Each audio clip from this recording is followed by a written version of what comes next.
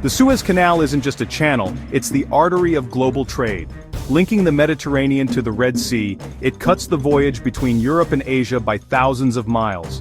Whoever controls it, controls the lifeblood of oil and commerce.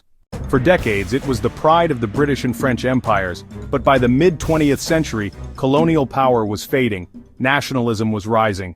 In Egypt, a young officer, Gamal Abdel Nasser, emerges. Charismatic, bold, and determined to make Egypt independent of foreign domination. But his ambitions need funding.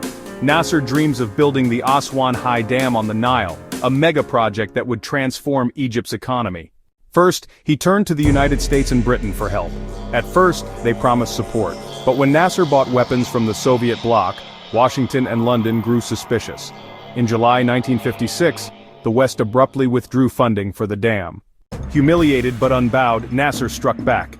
On July 26, 1956, in a fiery speech in Alexandria, he announced, "Egypt is nationalizing the Suez Canal." Overnight, Britain and France lost their golden artery of trade. In Cairo, crowds cheered. In London and Paris, fury exploded. Britain's Prime Minister Anthony Eden compared Nasser to Hitler. France, still bitter over Nasser's support for Algerian rebels, wanted revenge. In October, in a villa outside Paris, Britain, France, and Israel crafted a secret plan, codenamed Operation Musketeer. Israel would invade Egypt, giving Britain and France a pretext to intervene and seize back the canal. On October 29, Israeli forces stormed into the Sinai Peninsula. Britain and France issued an ultimatum to both sides, fully expecting Egypt to refuse. Then came their airstrikes. Cairo was bombed. The world held its breath. But the plot backfired. Instead of restoring empire, it exposed weakness. The United States, led by President Eisenhower, was furious. Washington hadn't been consulted, and feared the crisis would push Arab nations toward the Soviet Union. The Soviets threatened military action. The Americans applied crushing economic pressure. Britain's pound collapsed. Isolated and humiliated, London and Paris were forced to retreat. By December, foreign troops withdrew. Egypt kept the canal.